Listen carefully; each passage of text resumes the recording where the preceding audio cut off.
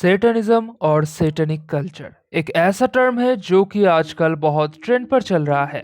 अगर तुम लोग मॉडर्न रैपर्स या फिर मेटल बैंड्स को फॉलो करते होगे तो तुम्हें उनके गानों में सेटनिज्म का इन्फ्लुएंस देखने को जरूर मिलेगा।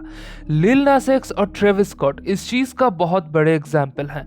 One of the favourite YouTubers of mine फिंग ने इनके गानों में डिमोनिक इन्फ्लुएंस के बारे में डिटेल्ड वीडियोस बनाए हैं, जिनका लिंक मैंने डिस्क्रिप्शन में दे दिया है। अगर फिर भी तुम लोगों को नहीं पता कि सेटनिज्म क्या होता है तो मैं ब्रीफली थोड़ा सा समझा देता हूँ।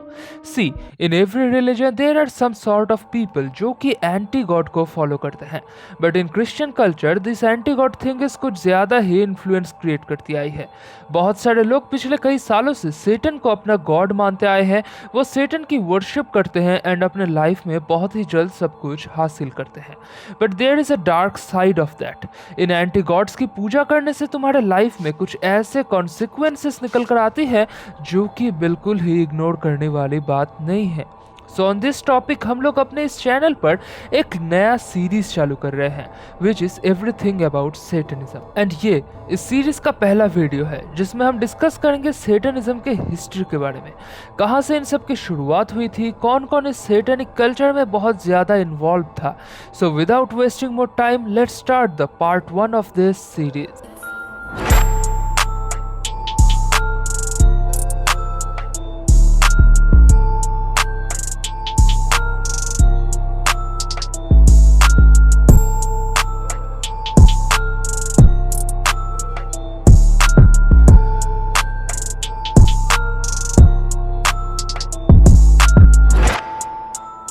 हिस्टोरिकल रिसर्च से हमें पता चलता है कि आज से कई साल पहले ही ह्यूमन सोसाइटीज ने एंटी ह्यूमन और एंटी गॉड फैक्टर को डेवलप कर लिया था।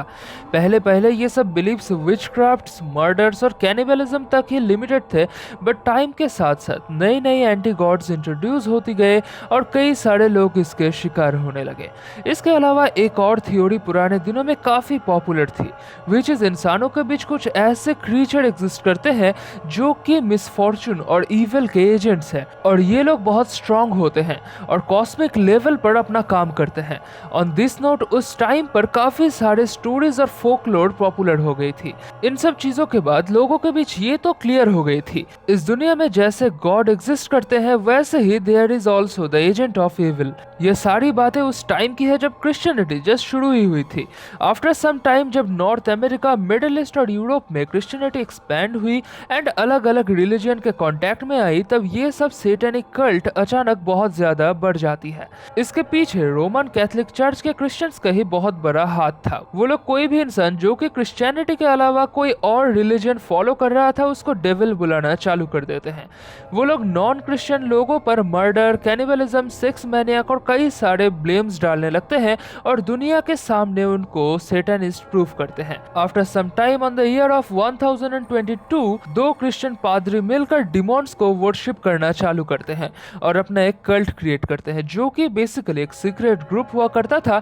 बट कुछ टाइम बाद इस कल्ट के बारे में न्यूज़ फैल जाती है और इस इंसिडेंट के इन्फ्लुएंस होकर कई सारे लोग अपने अपने कल्ट्स फॉर्म करने लगते हैं। ऐसा एक ग्रुप था नाइट्स टेम्पलर, जो लोग बैफोमेट की वर्शिप किया करते थे।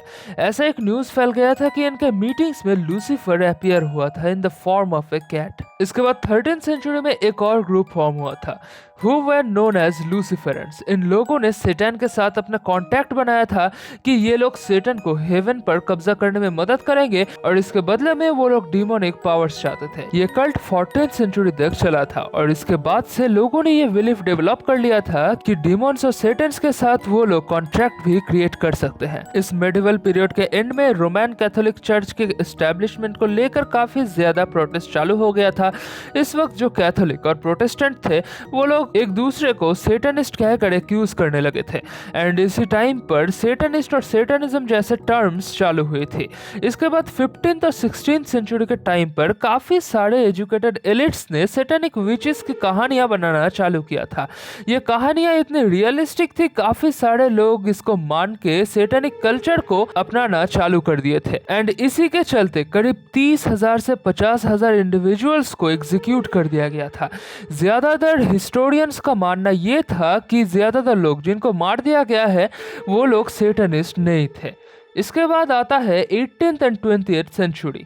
ड्यूरिंग द 18th सेंचुरी बहुत सारे छोटे छोटे क्लब्स क्रिएट हो गए थे जो कि हिल ऑफ फायर क्लब्स के नाम से जाने जाते थे। इनमें से ऑर्डर ऑफ नाइट्स था सबसे फेमस ग्रुप, जो कि 1750 में एस्टेब्लिश हुआ था बाय सर फ्रांसिस डैशवुड। इस ग्रुप के मेंबर्स क्रिश्चियनिटी को लेकर मजाक उड़ाते थे और डेविल के नाम पर सारे एंटी गॉड कामों को अंजाम देते थे। मीनवाइल 1789 में जब फ्रेंच रिवॉल्यूशन शुरू हुई थी तब रोमन कैथोलिक चर्च के लोग फ्रेंच प्रीस्ट को सैटेनिक कह के एक्यूज करने लगे थे।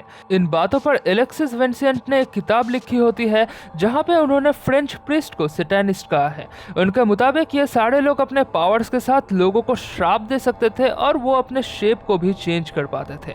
हालांकि काफी सारे हिस्टोरियंस एलेक्सिस के इन सारे एलिगेशंस को फेक मानते आए हैं। इसके बाद 20th सेंचुरी में यूरोप में काफी सारे राइटर्स बाहर आते हैं जो कि सैटेनिक कल्चर को लेकर किताबें लिखते हैं, और कुछ ऐसे भी राइटर्स निकल कर आए होते हैं जिनके ऊपर सैटेनिस्ट होने की एलिगेशन दी गई है। 20th सेंचुरी से यूरोप और फ्रांस के कई सारे एरियाज में हजारों के तादाद में लोग अपने अपने कल्ट्स को बनाने लगते हैं और अपने आप को सेटन की पुजारी के नाम से इंट्रोड्यूस करने लगते हैं। And finally in 1966 Anton LaVey Church of Satan को एस्टेब्लिश करता है, एंड आफ्टर दैट लोग ओपनली सैटेनिक कल्चर को फॉलो करने लगते हैं। एंड इन मॉडर्न टाइम लोग अपने ग्रीड के चलते सैटनिज्म का हिस्सा बनते हैं, एंड एट द एंड उनको कई सारे डरावने कॉन्सिक्वेंसेस फेस करना पड़ते हैं। आगे हम इस सीरीज में सैटनिज्म रिचुअल, सैटेनिक गॉड्स और जो उनकी वर्शिप करते हैं उनके लाइफ में हुए कॉन्सिक्वेंसेस को लेकर डिस्कस करने वाले हैं। So if you guys are interested in this kind of creepy videos then do subscribe to my channel. And अगर आज का वीडियो पसंद आया है then hit the like button and comments में बताओ कि क्या तुम लोग भी सैटनिस्ट बनना चाहते हो।